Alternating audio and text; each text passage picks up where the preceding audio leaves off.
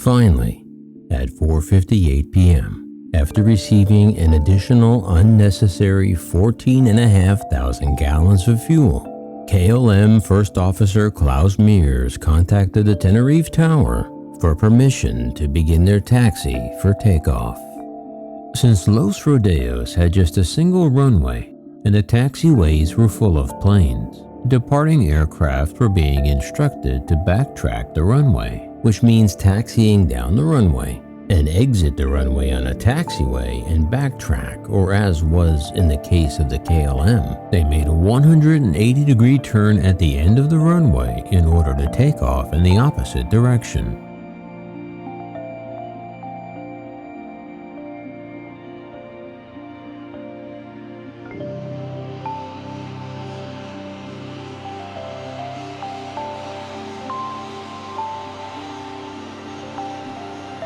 Then at 5:02 p.m., Pan Am was told to begin their taxi down the runway behind KLM.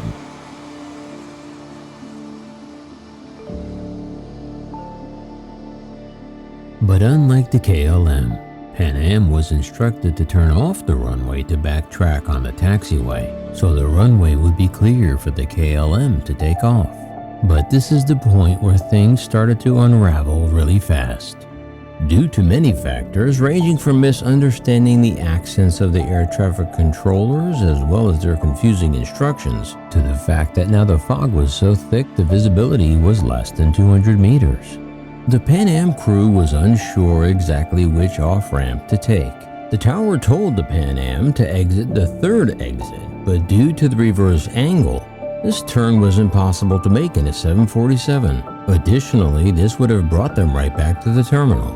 So the fourth exit was the logical turn to make, especially because the other planes had already been doing just that. So Pan Am carefully headed for that ramp. To make matters worse, now the fog shroud had thickened to near zero visibility. Even worse than that, Los Rodeos Airport didn't have ground radar, so the controllers in the tower had no idea where any of the aircraft on the ground were in the fog. By now, the visibility was so poor that the Pan Am captain had slowed down to barely 3 knots, just in an attempt to see the lines on the runway. Meanwhile, the tower was relying solely on communication from the pilots to tell them where they were on the airfield. As KLM completed its taxi, the tower told them to turn a 180 and line up and wait. But for some reason, the KLM captain and chief flight instructor Von Zanten started to push the throttles forward and began to take off. Just then, the KLM first officer blurts out, "Wait a minute, we don't have ATC clearance yet." Van Zanten then snapped back, "I know that. I know. Go ahead and ask." This meant that Van Zanten was going to take off without clearance. More shocking to Van Zanten was that he was not used to his subordinates questioning his judgment. But this only seemed to add to Van Zanten's frustration and saltiness. Then the KLM co-pilot reported to ATC that they were ready for takeoff and were given departure instructions. But still, they were not yet cleared for takeoff. That's totally different from departure instructions. So the KLM pilot repeated the instructions. But then he added a strange comment that shocked the Pan Am crew when they heard it when he said, "We are now at takeoff." But the Pan Am crew said, "What does he mean by that?" Since the KLM wasn't cleared for takeoff, the Pan Am crew rightly assumed they would hold until given the takeoff order, because they were still on the runway taxiing to make their turnoff. So the Pan Am first officer got on the radio to tell the tower, "Hey, wait a minute, we're still taxiing."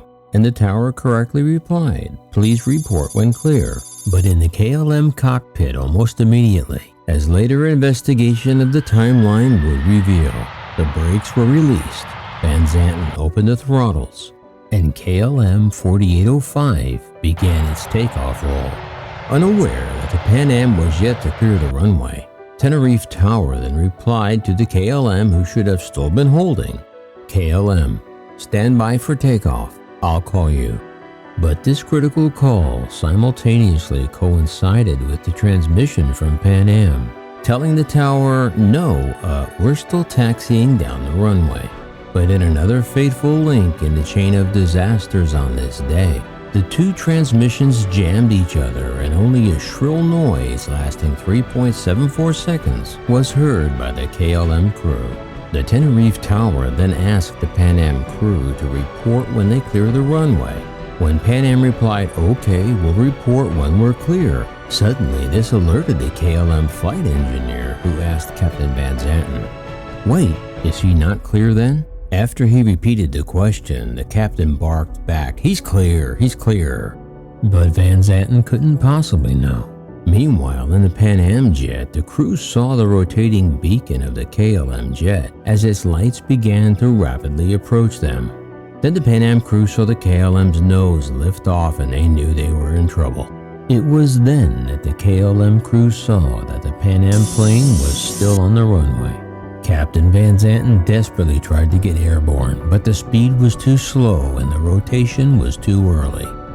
Also, the added weight of the last-minute fuel Van Zanten took on came into play here as well.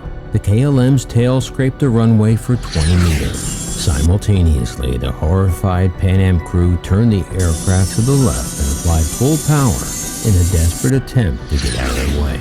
The KLM managed to get airborne, but just as it passed over the Pan Am, the undercarriage tore through the fuselage just behind the cockpit, embedding the KLM's landing gear in the Pan Am jet.